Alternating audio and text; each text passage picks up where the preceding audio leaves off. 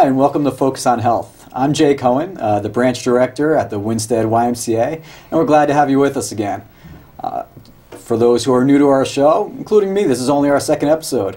We spend our time learning about organizations and initiatives and people in town and how they're keeping themselves and the community and their families healthy. So we'll be bringing in new guests each week and actually interviewing individual families to find out how they spend their family time. And later on in this episode, we'll be introducing you to the Cradle family and how they spend family time together. But to start off, it's my pleasure to introduce tonight's guests. We have Vivian and Kristin Stoeke, and they're with me, and they're representing the Cradle to Classroom initiative, which has been around in town for more than a decade now. So there's quite a history, but even more going on right now. So, Kristin, why don't you start us off by telling us a little bit about what the collaborative is and how it started? So Cradle to Classroom began about 12 years or so ago as a discovery initiative looking at the needs of children birth through age 8 in the communities, focusing mostly on education. Since then it's kind of changed a little bit to now community planning, and we've been working over the past 2.5 years to find out what specific in our community needs to be done to support not only education, but health and safety of children birth through age 8. Excellent. Now, I know about this initiative because me and the Y were one of the members, but maybe we could talk a little bit about who else makes up this initiative, because it is a great collaboration.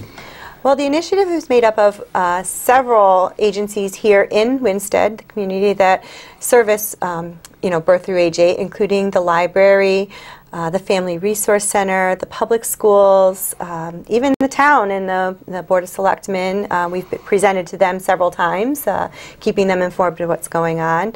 We are also branching out into Torrington area. They have tech, which also is the same initiative as we are, a little bit ahead of us on that curve, so we look to them for support.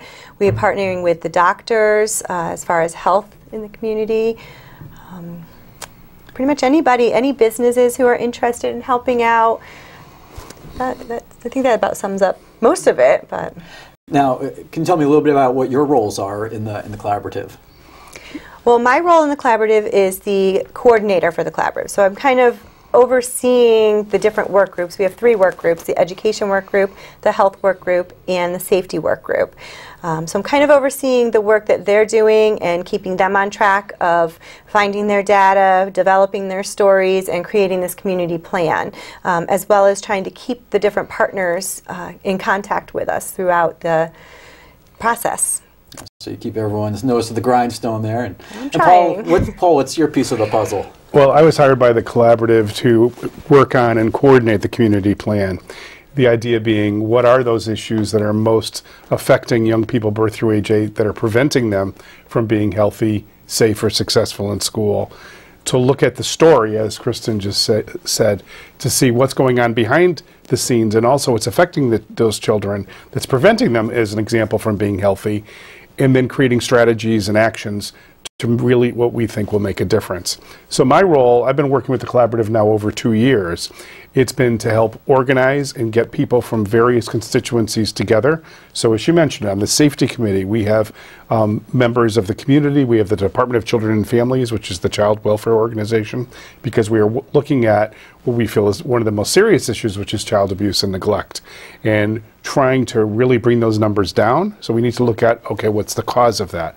Family stress brought on by economic hardships.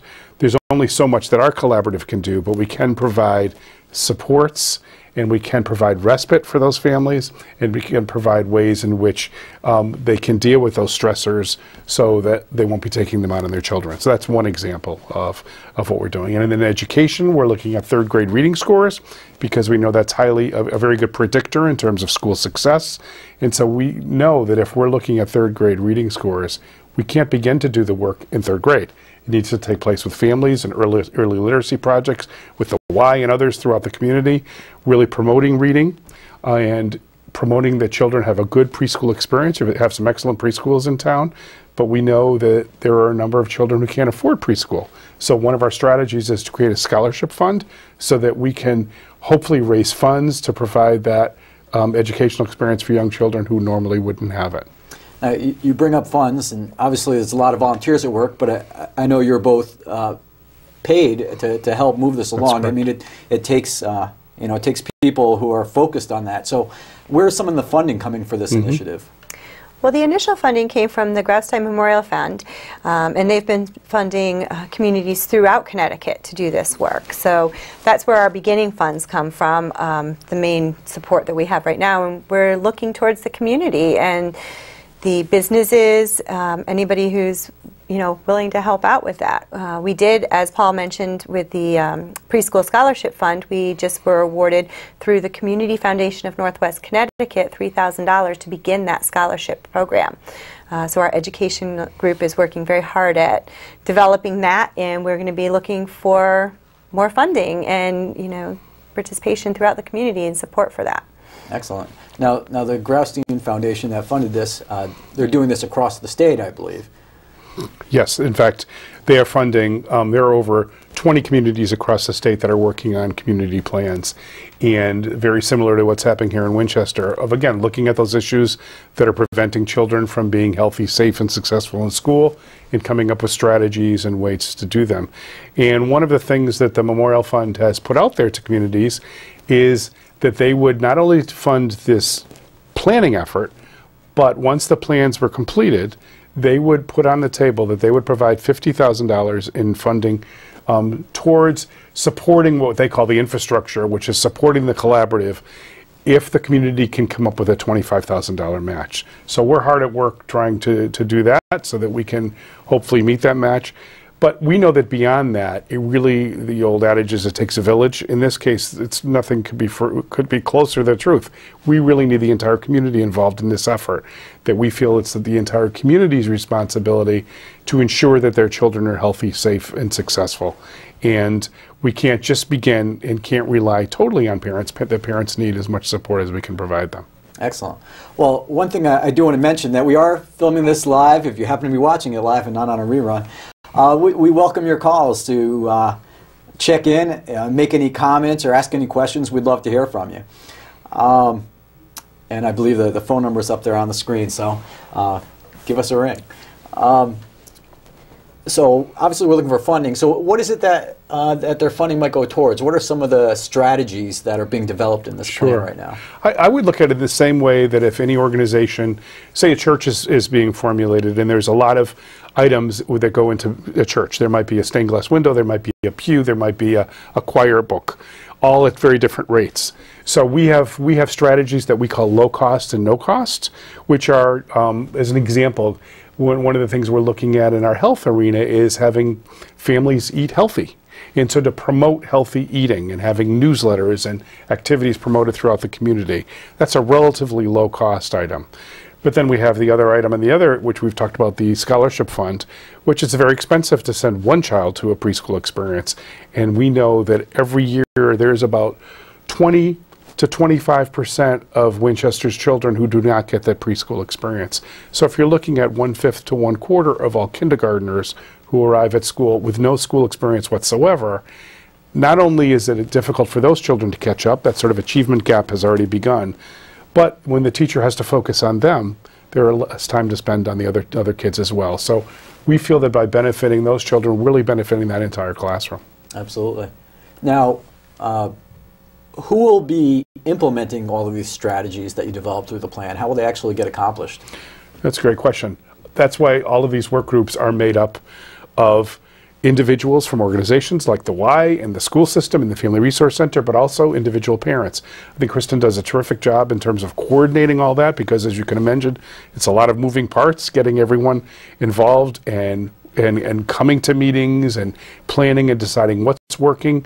Part of my responsibility was come up with a very technical term, a performance measure, which is really a way to look at, is this program working? So are people better off because they came to this program? And if they can't measure that they are better off, then we need to do something else. So part of the responsibility of each work group is looking at those measures to ensure that these programs are doing what they're saying they're doing, and they're helping children achieve. Excellent. Now, are you going to be expanding your work, or what's really the next phase? Where are you with the plan, and where do you see yourself going from here? Well, I think the plan, it's hard to say, because we want to say we're coming to completion of the plan, but I don't think that that's really the right term for that. It's really a living plan it's going to change as the years go on and things, in the community change, as some of the strategies get fulfilled and are, we'll be moving on to other things. So it's something that I think we're trying to find that, I guess, sustainability, so that we'll be around and still doing these efforts to, improve the life for the young children, even if our funders go away, because that's never a guarantee that next year we're going to get the same funding. So right now, we're finalizing the different stories for the different work groups, and then we're going to be moving into the implementation of the strategies. I think that's probably the next step, and hopefully looking towards that for this summer.